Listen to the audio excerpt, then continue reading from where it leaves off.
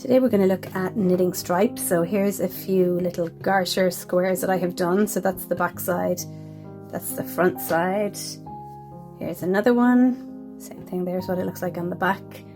And here's another one.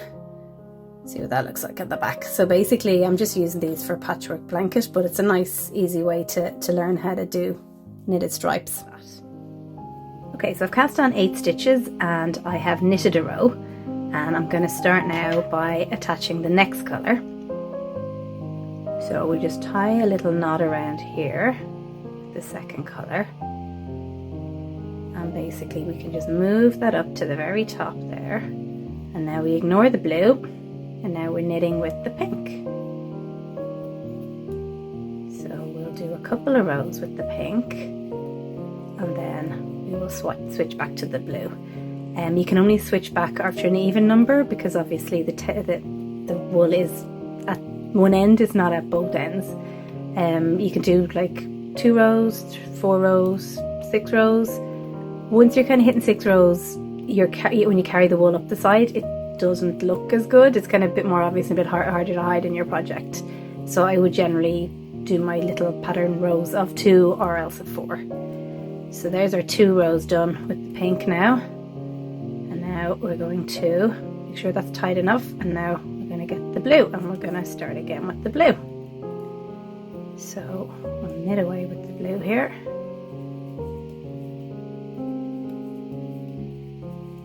And once again we're going to do our 2 rows because we have to come back to where the pink is here. We can't.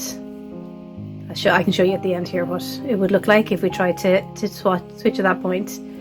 So say we were trying to do our pink here, then it would have to go all the way across the whole project, so it wouldn't be good. So we're going to knit back now, and then I'll do another couple of rows of pink, and then we can have a little look and see how it turned out.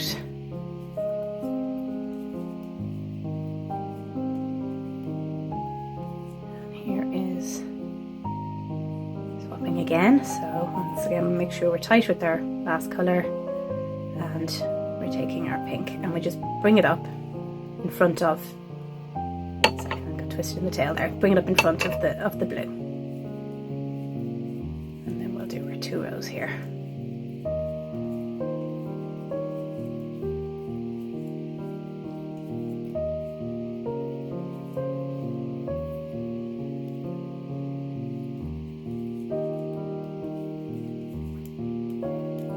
You're going to see in a second where the colour changes, so it's important when you're doing your project to think about at which point you're going to start changing your colours, because there's a kind of like a right side, which is here, which looks kind of cute, and then there's the wrong side, which is here, which kind of works, but you see the way you can see here where the colour has changed, so it's not an even, so see that looks neater. Okay, enjoy.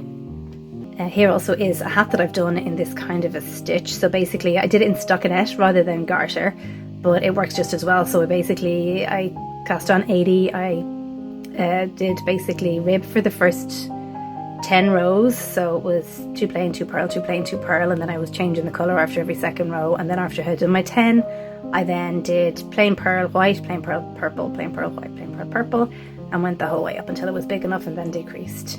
And there, that's what the inside of that looks like. And then here's another one that I have lying around. So same kind of idea.